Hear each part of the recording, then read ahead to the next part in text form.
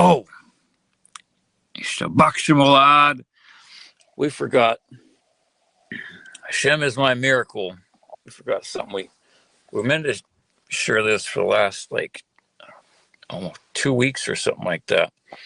Last year at the end of Pesach, the very last day, the 8th day of Passover, my stepdad had a massive heart attack.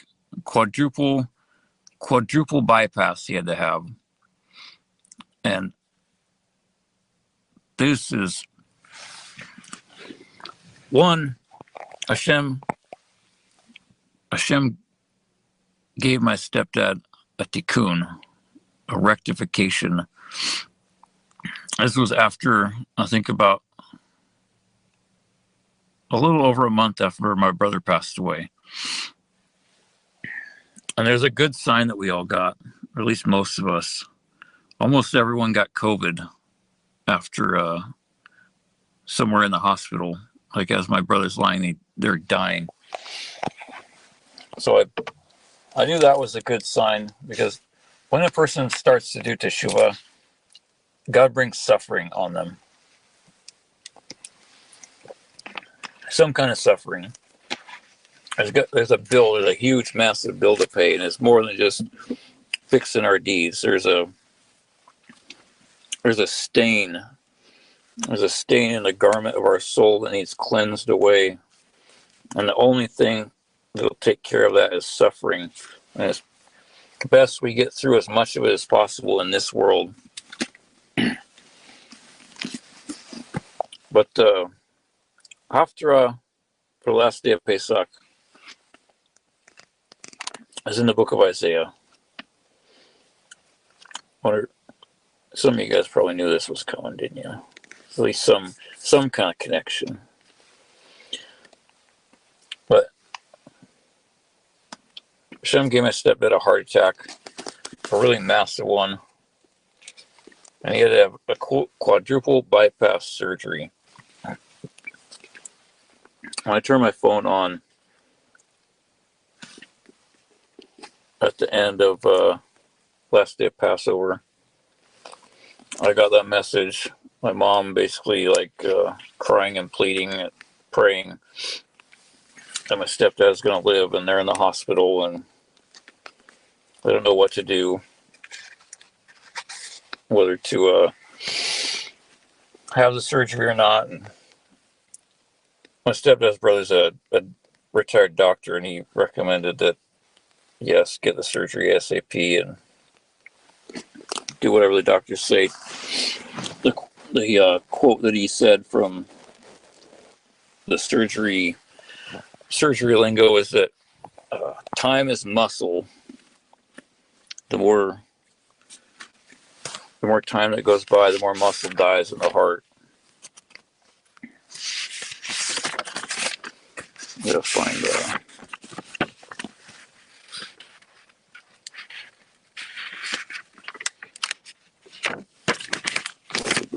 I know exactly what's that.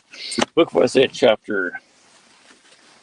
And this is the amazing thing. It had to be this stream that we had to do it in, because of all the chapters, this chapter, this Haftarah talks about when the true Redeemer will come, what it's going to be like. Rawataya Kareem. And this is the amazing thing. When we learn from someone that teaches the truth, and we learn from the truth, it gives us a guide so that we know exactly where the truth is. It's like a compass, a barometer that guides us and cannot steer us wrong. Ishtabak Shemolad. So we'll never fall victim to these shakranim, these false messiahs like David Koresh or Carlos Castaneda or anyone else. The Haftarah starts in Isaiah chapter 10, verse 32. Yet today he will stand in Nov. He will wave his hand contemptuously at the mountain of the daughter of Zion, at the hill of Jerusalem. Behold, The Lord, Hashem, Master of Legions, will chop off branches with an axe. Those lofty in stature will be severed, and the haughty ones will be brought low. Forest thickets will be hewn by iron, and the Lebanon will fall by a mighty one. What is a person? You guys, okay, close your eyes. Imagine what the heart looks like. It's a giant piece of meat. It is one of the strongest organs in the entire body that pumps just mass quantities of blood to all the extremities, down into through all the arteries and veins and nerves and blood vessels, and then back again, over and over again, hundreds of thousands of times a day, I think. And there's branches that run off in all directions, these giant cords. Forest thickets will be hewn by iron. But, chapter 11, verse 1 in Isaiah, a staff will emerge from the stump of Jesse, from Ishai, and a shoot will spread from his roots. The spirit of Hashem will rest upon him, a spirit of wisdom and understanding, a spirit of counsel and strength, a spirit of knowledge and fear of Hashem. When my mom told me that my stepdad had a heart attack, at first I was, terrified, and started praying for him and for my mom, for God to have mercy on him. And within a very short amount of time, Kadosh Baruch Hu put this idea in my head. And I thought, this sounds familiar. I swear, there's something. And I went right back to the Haftarah that I'd just read like a couple hours before. I started combing through the verses. I read the passage that we just went over, the first 5 or 6 verses in the Haftarah. And I thought, wow, Bakshimo, Baruch Hashem. I knew my stepdad would be okay. I knew for a fact. I knew that, and I knew what the answer was. I didn't need to call a doctor, an expert, my stepdad's brother, or anyone else. I had the guidance from the big Rofei, as Rabbi Victor Miller says. Hakadosh Baruch Hu, the master healer, gives us the guidance in his holy Torah.